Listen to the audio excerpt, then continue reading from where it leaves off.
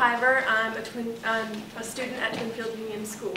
I'm Helen Beatty. I have been working with this YRBS project for 5 years, and it's one piece of work that I think has tremendous impact and meaning in your school. So I am totally thrilled to be here. And I'm Kate O'Neill. I'm from the Vermont Department of Education. I thank you all so much for being here. I'm the administrative piece behind the good work that Helen and Morgan are doing this year. The first thing we're going to do today is an icebreaker. So if you get into your handy-dandy folders here, on the right-hand pocket is a bright orange piece of paper titled Human Asset Bingo.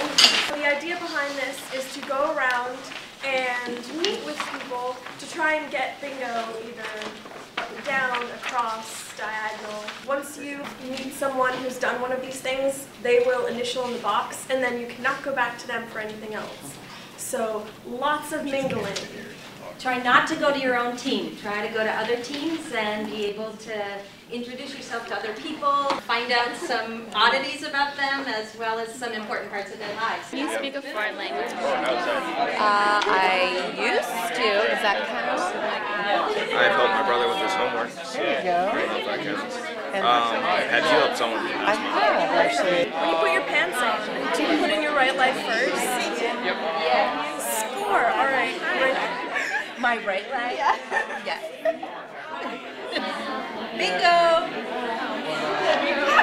So what were some interesting things that you guys found out from Asset Bingo? Does anybody know anybody famous here? Hawk Osby, he wrote Iron Man and Cowboys and Galaxies. Anybody have a unique skill or talent that came up that they're willing to share or they heard about somebody else having? I found out that you were a pilot. Oh. All right. Just to let you know, we're trying to model each of the pieces of you doing this work back at home.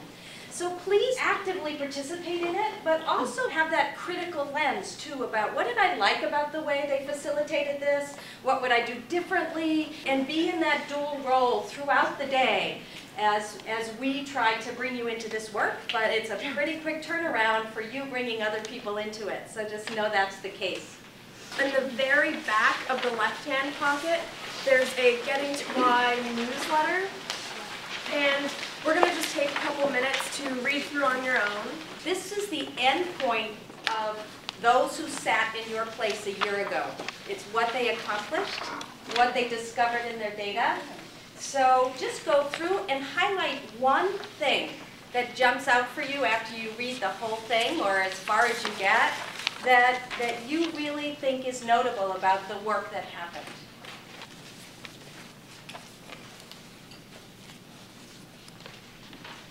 So, one thing that stuck out for you, if you'd like to share. Randolph, they said that the students really, or the teachers didn't fully appreciate the students, that's how they felt at least. So they did a day of appreciation where teachers honored the strengths of the student body, which would be good for a lot of students to just hear what they've been doing good and boost their confidence. Yeah. One school did a survey that focused on why students didn't feel connected to their teachers or community. I thought that was a pretty great idea. Yeah. So follow-up work based on an identified area that got even more information. That's not atypical for what schools may do with this work. I have a few 9th graders with me here today, and we had concerns about the 91% of 9th graders had used alcohol, and 79% reported getting from home. So in addition to it being a student problem, it also sort of a family problem. So your work encompasses not just that perimeter of the school, it encompasses the community at large, and may drive you into all sorts of places with all sorts of partners in addressing these issues. Great. All right. Something that just gives you a sense, hopefully starting to understand what your work might begin to look like by reading the history of others. And that's just the beginning. So we're going to start walking you through the way they actually did this work. the pieces that made this all fit together to result in that newsletter. Before we go any further, we would like to recognize the schools that are here with us today. So when I call the name of your school, if you could stand up and we'll give you a round of applause. Starting with Chelsea School, Bellows Falls, BFA Fairfax, Georgia Middle School, South Royalton, Howard Union, Otter Valley, Great. We also would like to address why there's pipe cleaners on your table. There's many different types of learners, and some are very good for sitting for long periods of time and listening. Others need to be doing something and playing with perhaps pipe cleaners, and that actually helps them to engage and listen and think more deeply about what they're hearing. So help yourself. We have lots more. We just wanted to share this with you to give you a sense of our goals for this day. You will be crystal clear about what your job is. We've been already chipping away at that. Really, your next big step is the bulk of what we're focusing on today, and that's you helping people in your school analyze the data and start to set a direction for you to take action on that data. And you'll be familiar with developmental assets and how they can help you with your action planning. This day is totally about, your work is totally grounded in the reports, those fat reports that you have on your table. That is the data from your last youth risk assessment survey. And so for this day to have any meaning, you need to go directly into that. So you understand for your own schools, you've looked at it, what other schools decided, but for you, you're going to have to become absolutely friends with that data and know what it says and bring meaning to it. So we're going to give you 10 minutes to dive into your own data. So what does the survey measure? Be clear about the range of things that it's measuring. How is it presented? And then lastly, what does it say about your student body? Are there any surprises for you as you begin to look through this? Helen, can you talk to us just for 1 second about where this data came from? Where, if we have Franklin West, how did we get this? Just about every high school in Vermont takes the YRBS survey, and most middle schools do as well. And when all of the data is collected together, it becomes reports. So there's a statewide report that aggregates all of the data that has been collected by all of the schools, and then it's disaggregated by supervisory union. What you're looking at is your supervisory union data and the data that was collected from all 9th through 12th graders. Smoked before 16%. So now we're going to walk you through the steps that it takes to do all of this really great, meaningful work. So step 1 is coming here today. So lead teacher and 5 through 8 student leaders attend day training and learn how to organize YRBS Student Analysis Day Retreat. Voila. The day is all about your next step. So you need to envision yourself in a room probably a bit smaller than this. In that room, you will have recruited students from your student population that are as representative of your student body as possible. If you only have the most highly motivated students in the school, you will get a skewed version of what matters. And it is so amazing when you get a real, true mixed group of students who you can honestly say their presence in that meeting is invaluable. And as is their unique perspective. When you get that and can create safety and make it a day where their voices are heard, it's pretty amazing. Harvard, do you guys want to reflect at all about any of your retreat days and any of the pieces that have felt meaningful to you about them? I think the most difficult thing is recruiting that diverse group of students.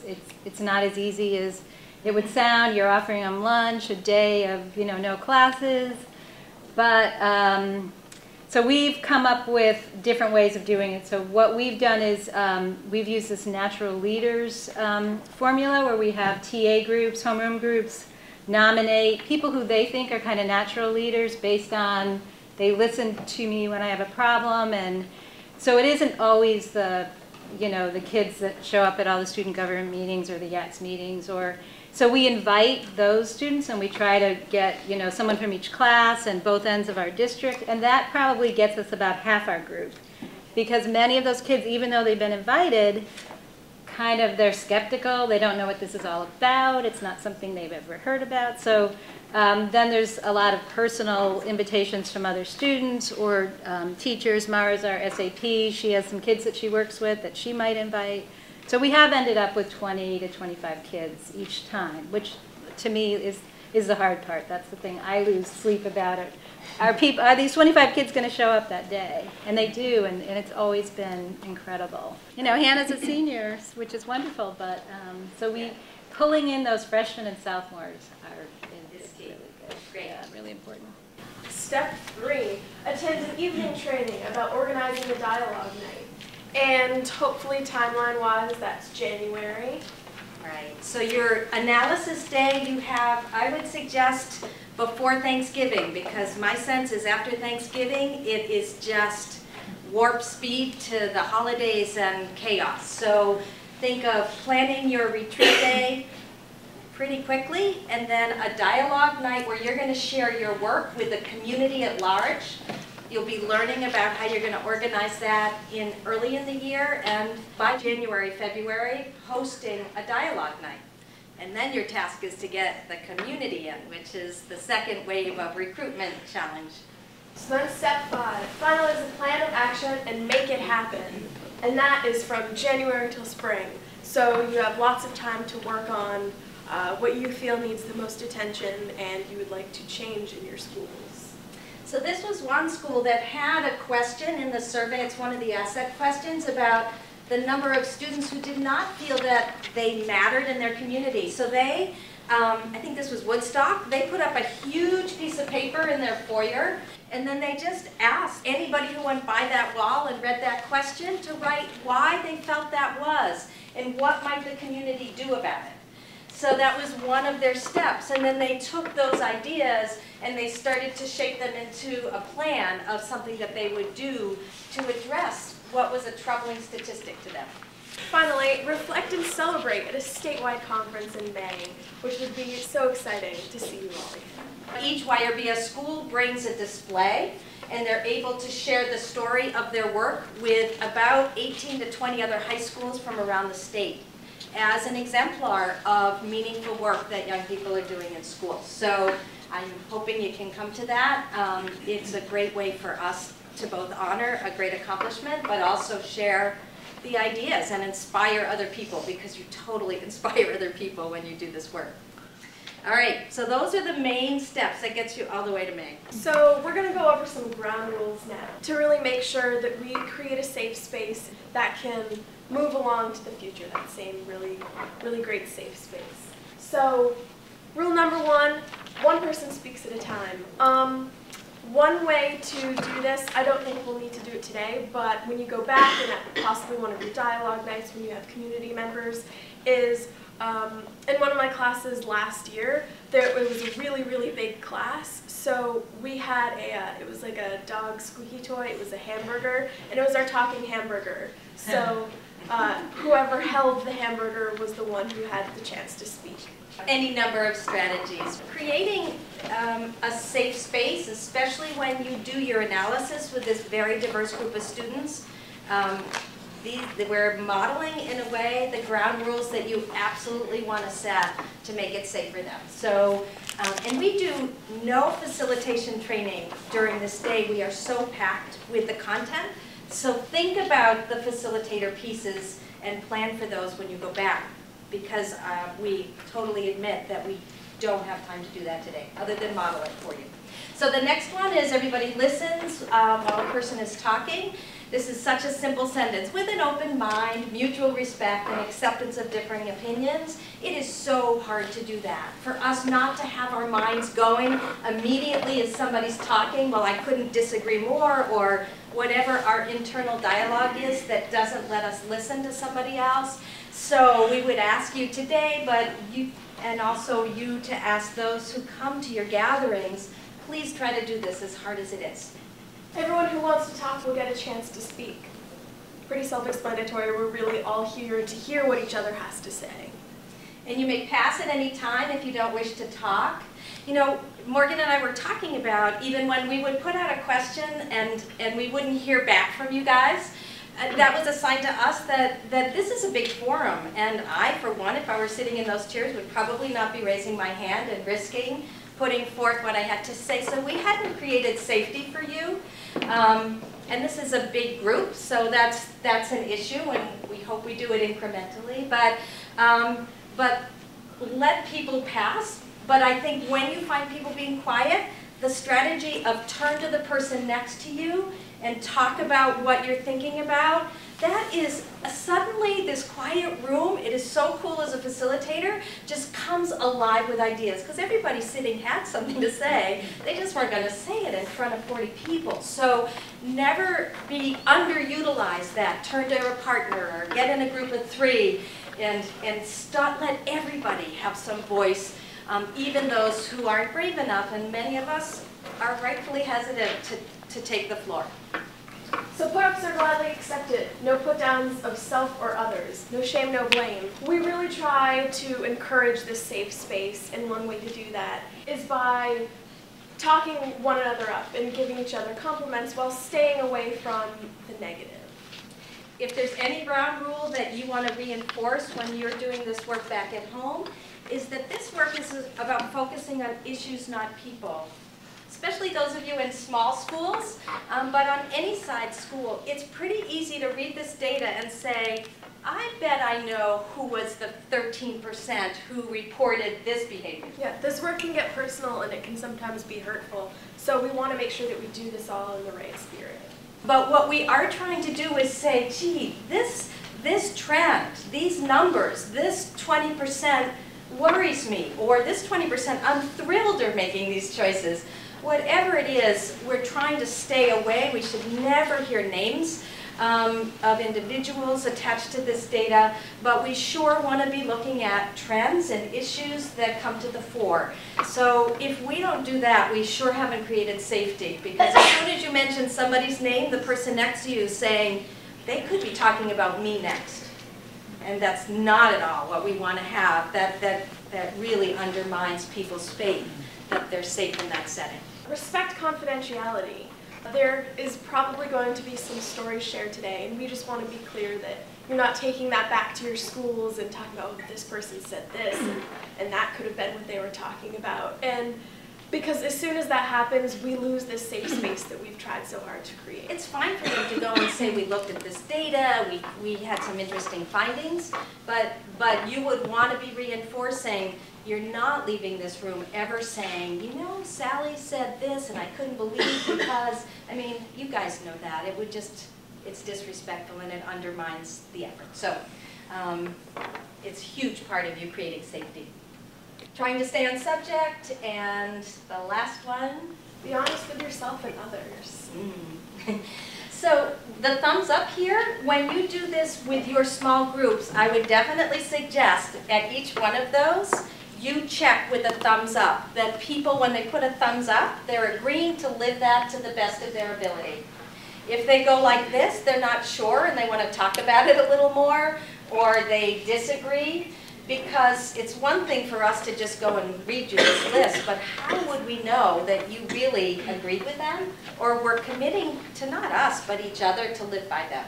So take the time to do a good job setting the ground rules, thumbs up here or down, because the rest of your day, the depth of your dialogue, and the quality of your work will be directly related to what a good job you did in reinforcing that this is a safe place. You will not be judged, and your honesty and open-mindedness is what's wanted. There's a part of our work that is grounded in a belief that when we start a conversation and we start looking at negative parts of our world, our schools, our communities, if we go right to the negative or the things that concern us most, our whole energy kind of drains out into the universe.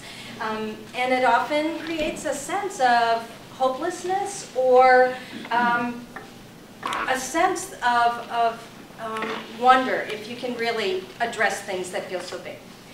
In comparison, starting with honoring those things that absolutely are evident in our lives, that work for us, that will ground, they'll be the answers, they'll be part of the answers that we have. That starts this effort off in a whole different sense of possibility. It opens a door for people having hope and believing they can really make a difference. So we're going to introduce to you, step away from your data, and we're going to introduce to you a very powerful way to have your community name what is in it that are absolutely foundation pieces that make you already strong. And your job is going to be to get stronger, but let's start with naming the place of what's there. So, it's called Developmental Assets.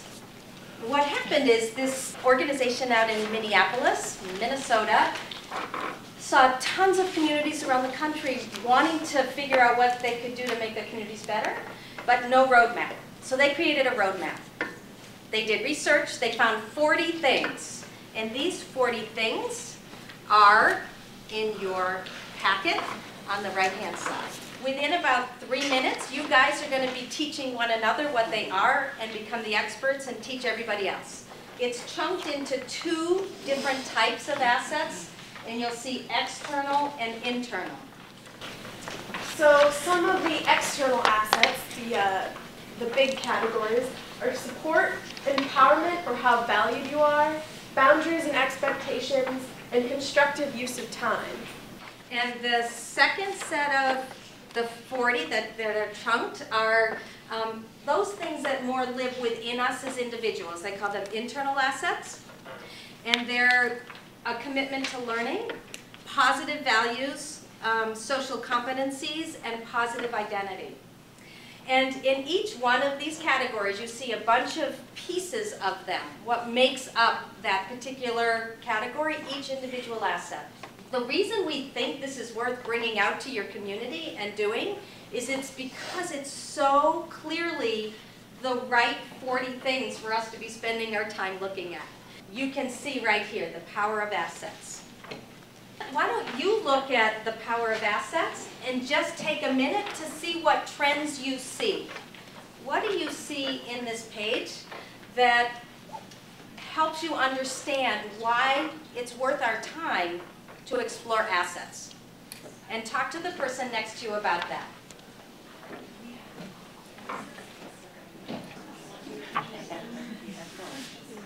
Okay, so what did these trends say to you about assets? They make a difference. They make a difference, yeah. So clearly, the more you have, those things which we would hope for are living in a community, in an individual, good health choices, valuing diversity, succeeding in school, the more assets you have, the more that happens. And likewise, the fewer assets you have, the choices that you make are maybe not in your best interest so much. So this work matters. When you go out to your community, you too can introduce to your community this model and be able to ground what you're going to do with them and what we'll do with you next in this that says, you know, this is meaningful what we're doing here in exploring our own assets. Some of you might have played this before. It's the great finger grab.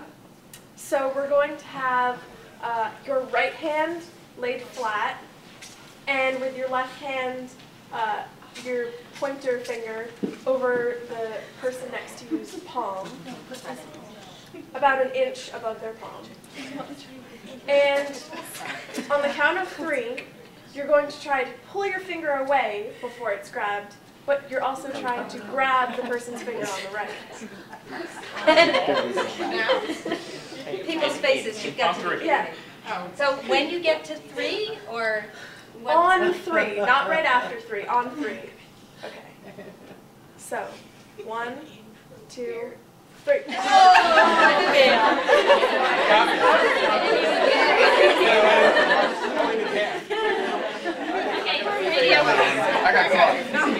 All right. So we'll do it again. I know. Do we have another counter volunteer? 1, 2, 3. And we'll do one more round. Does somebody else want to count? Everybody on 2. 1, 2. Sure, you've done good icebreakers. Throw it in there. There is nothing that replaces a group being able to laugh together, to break the tension and renew the energy. So great finger grab is one of them. There are a number of them in this manual that you have. A number of other icebreaker ideas. But yeah, be generous, because this is hard work and people totally appreciate it. You get so much more back when you give people that break. We're going to do an activity called the Asset Web. So we're going to break you into 8 groups, and each group will have this big piece of paper here with one of those main assets, either internal or external. When you get that, you'll have 5 minutes to write ways that you see that in your school or community. So for instance, the group that gets support, you would immediately go to this, and you would start to look through the 6 pieces, the 6 assets in support, just so that you're familiar with them, because pretty soon you're going to be teaching everybody else those 6 assets. It's going to be us. And what you want to do is be thinking about, in your school and community, what does this look and sound like? What evidence is there in your school or community that there's actually support for young people in that community? So other adult relationships, number 3, that asset. And a good example that this group might start to, when they start to brainstorm, what does it look like and sound like? And you'll be with different schools, so it's kind of a nice way for you to share. It might be that you have a great mentoring program. And that's a fantastic example of other caring adults that are mobilized in your community to be there on behalf of young people in relationships. So in each instance, you'll find whatever group you're assigned to, review the assets, and then think of as many examples as you can that shows how they live in your school or community. 1, 2, 3, 4, 5, 6, 7, 8, 1, 2, 3. Hi, Hayden. I'm Melissa. Nice to meet you. Nice to meet you. I'm Baron. I've never heard that name before. That's good. Sorry. I know you. Rebecca. I don't think so. You want to choose a facilitator, a timekeeper, and somebody who's writing, or just give yourself form around how you're going to handle this task. How can youth and adults work together on projects to create a safer community for everyone? Their class schedule. So I think that's having personal power. We have a lot of control of the classes we choose and like how our schedule works. Oh, what was the other student And council? then on top of that, you have elected.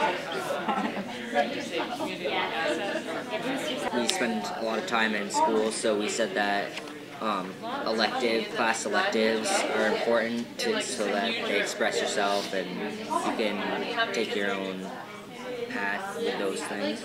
Community rallies to support each other, not just the school, but the community, i.e. Irene. Irene, yeah.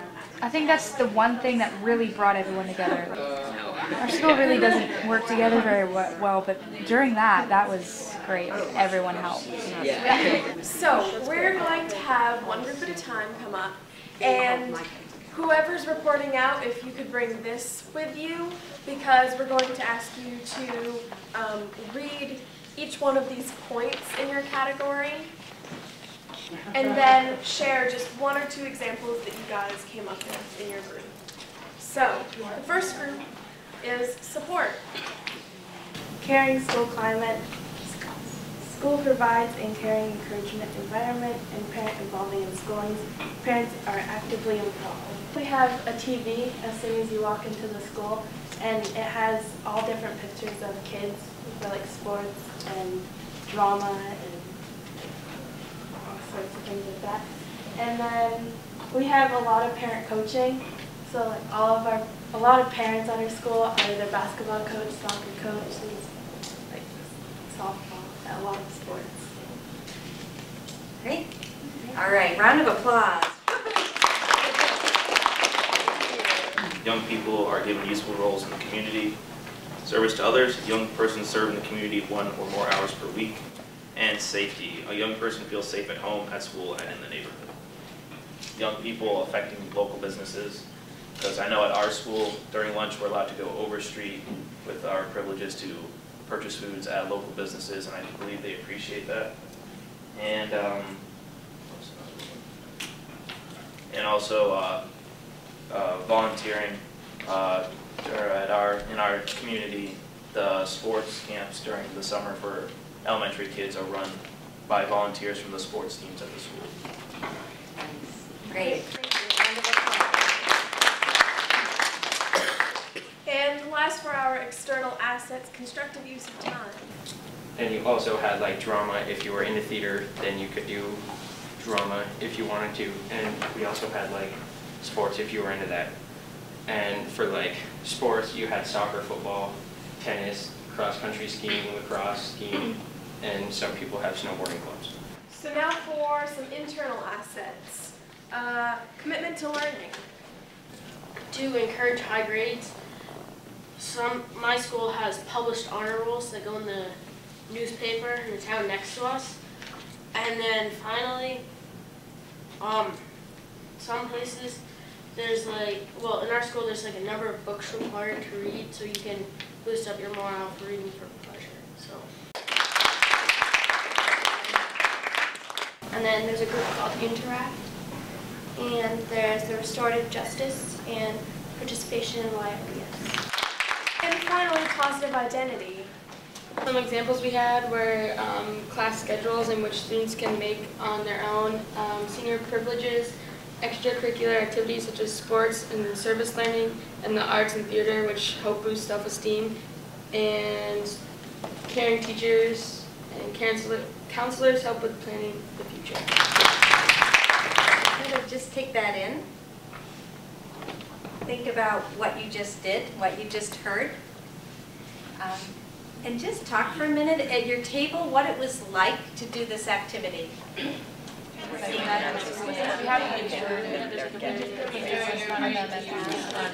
We weren't struggling. Anybody would be willing to share just some thoughts that came up when you talked at your table? What was it like to do this activity?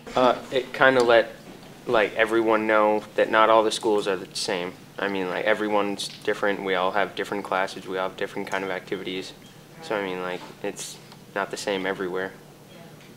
Which is particularly a nice part of it in this setting when you're with different schools.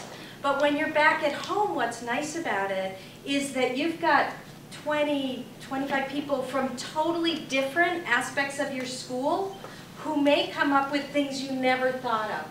So you're getting to know your student body and varied perspectives of the student body in a similarly revealing way that also is powerful. But thank you, absolutely.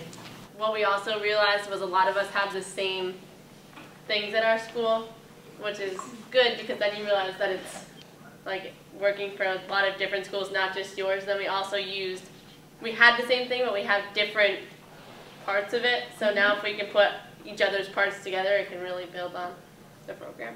The web was very intentional. Who knows the quality of webs, spider webs?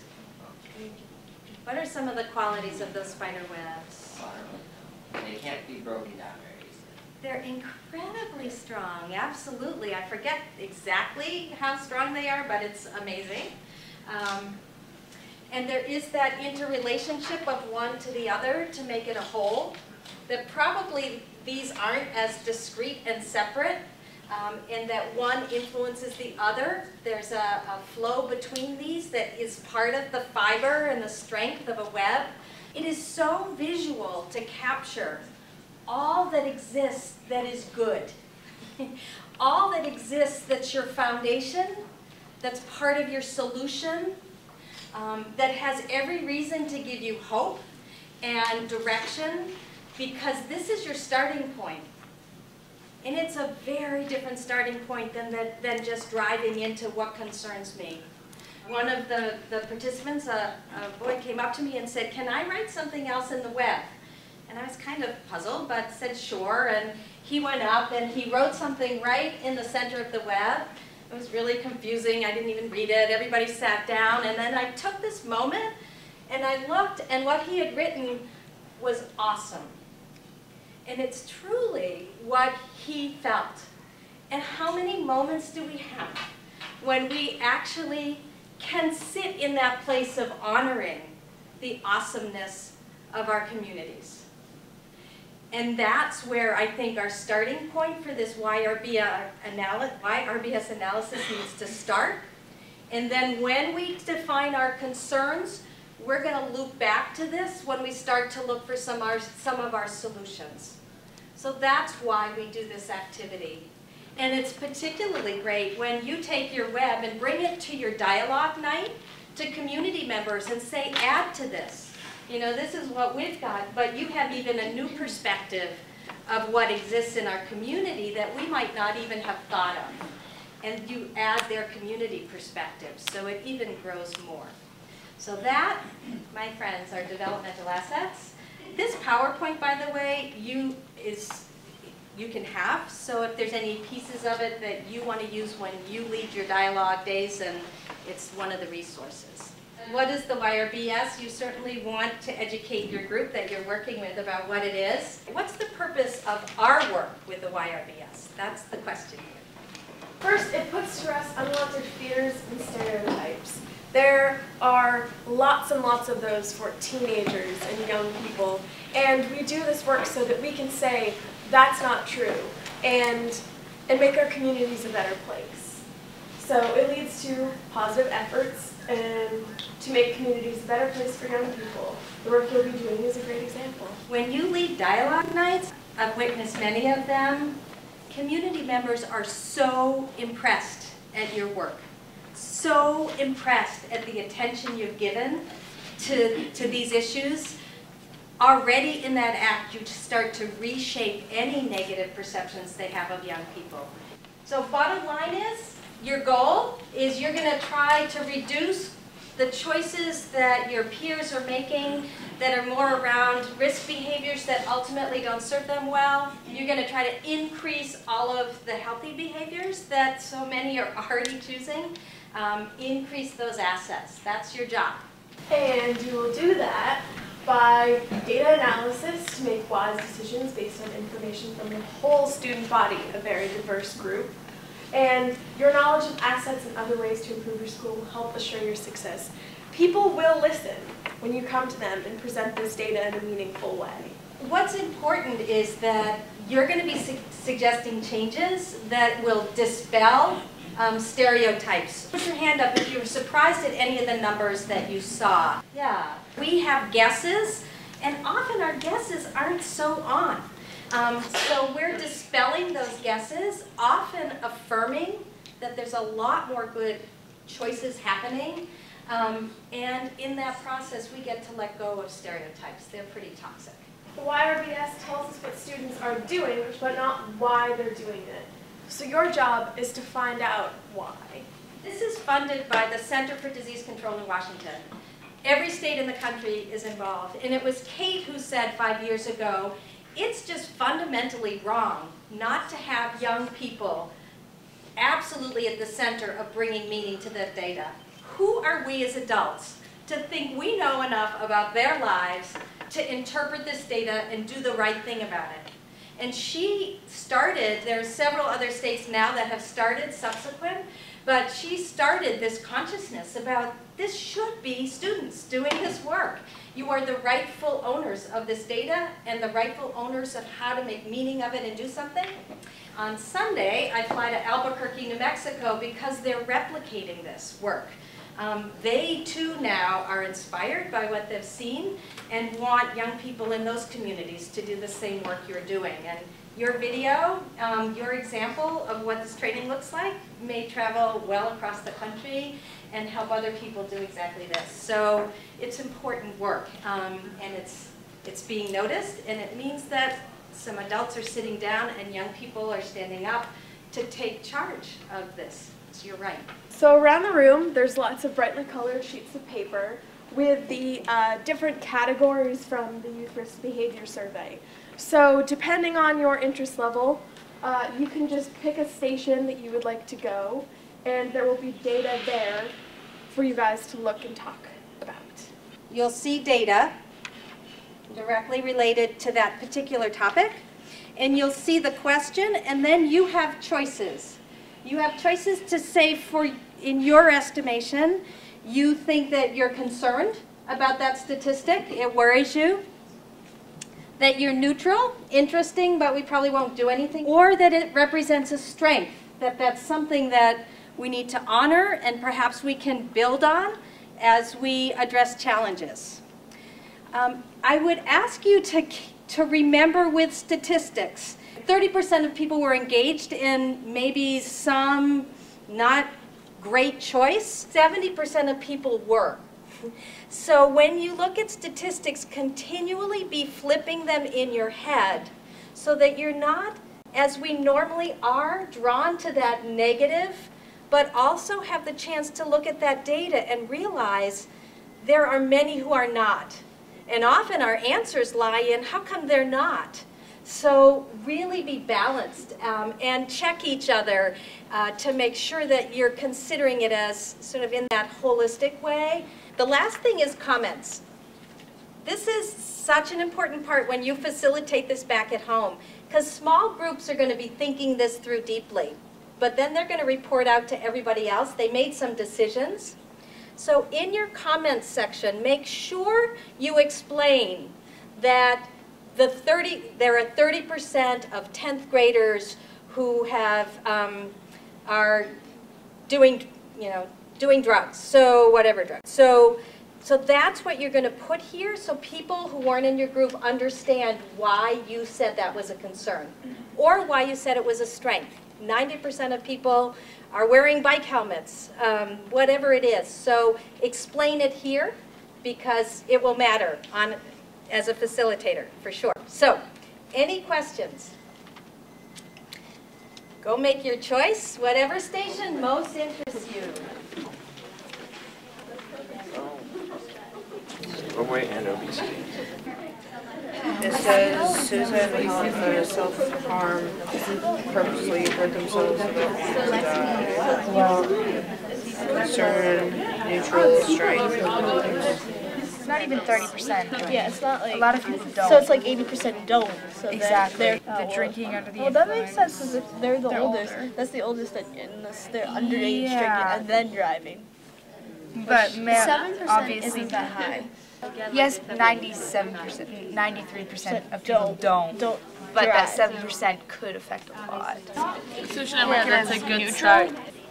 I would still say that's a concern, though, that 1 out of 5 students are not only like having a sip, I mean, and it's like acting in control, but it's when you do this that really bad things happen. I'm hearing different things. I'm hearing some people are concerned, some people are neutral. I mean, obviously you're concerned, but... I think it's saying that guys... It's saying the males are there's more guys than there is girls. But I know of people who were prescribed like ADD drugs, and that it's almost like this cultural shift of like, oh yeah, no, of course you sell your heroin to people. I mean, like if it's a prescription drug to someone else, it's, well, in that case, not really for them. One of you will be reporting what were the strengths, one strength and one concern. So just decide now or on your way back. So the next step is for you to capture the strengths or concerns that came out of your analysis. So we're going to, again, very quickly just sample them. Can somebody from a group give me one strength that you identified? Yeah. The numbers are going down like consistently in most of the cases. What was your what was the specific? Alcohol and tobacco use. Alcohol going down. Can you give me an example of like one number to another so that they can have some sense of why you decided that?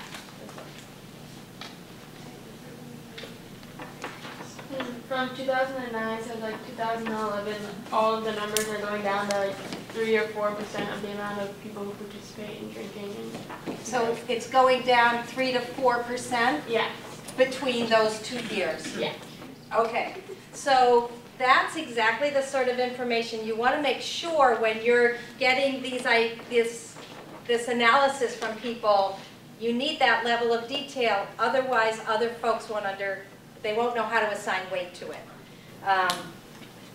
Okay. One other strength, we're just going to do a real snapshot here. One other strength that any of you identify. Yeah.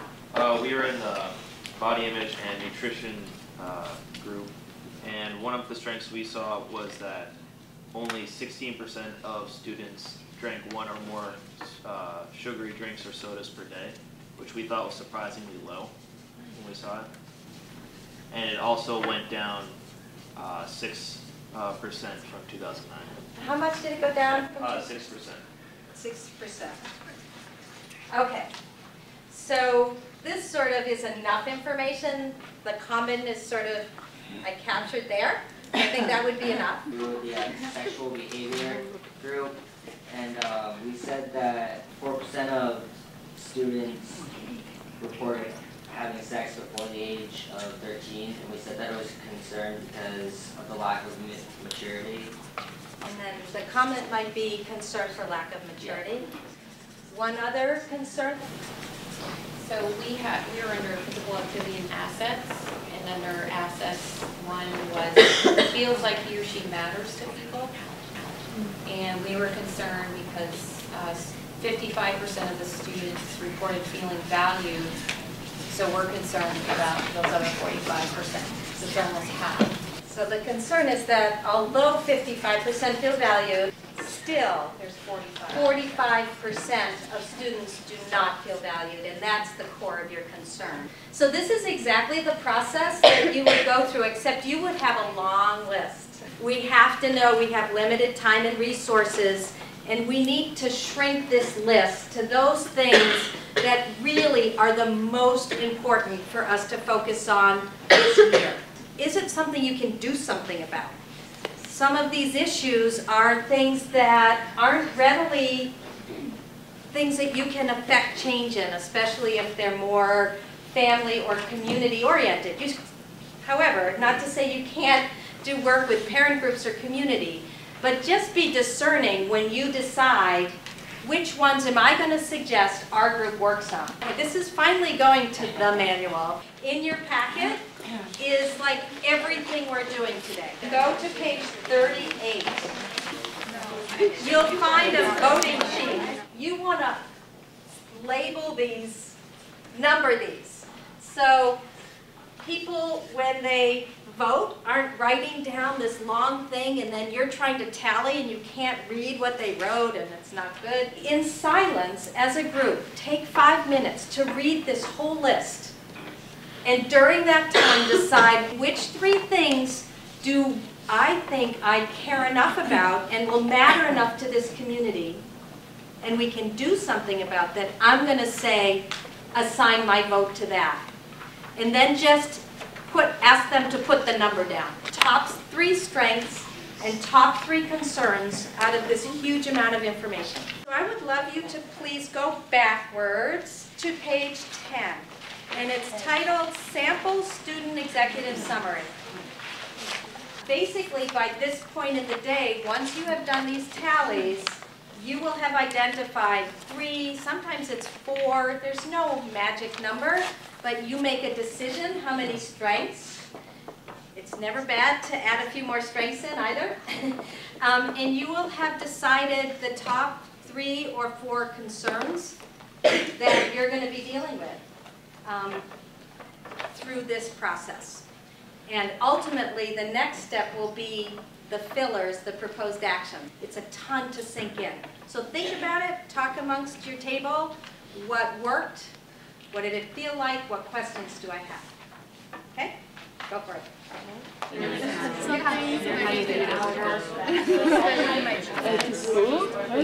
Great. I think it'd be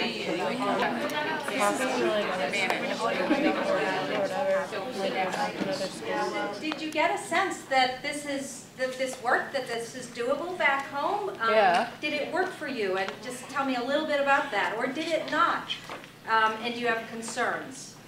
I think the first time I did this training years ago, when people were deciding on their first, second, and third choices, I think we put like a sticky or something on the thing on the wall.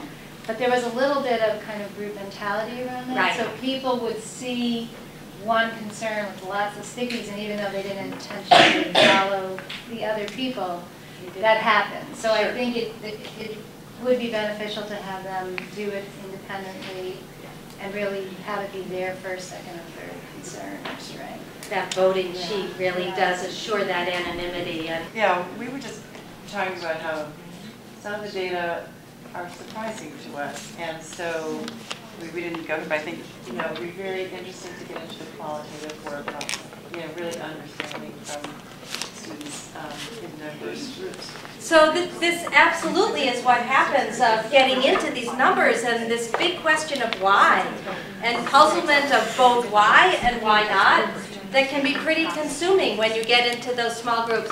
I've never known a small group that just couldn't sink into it and had amazing different perspectives and reflections on the why.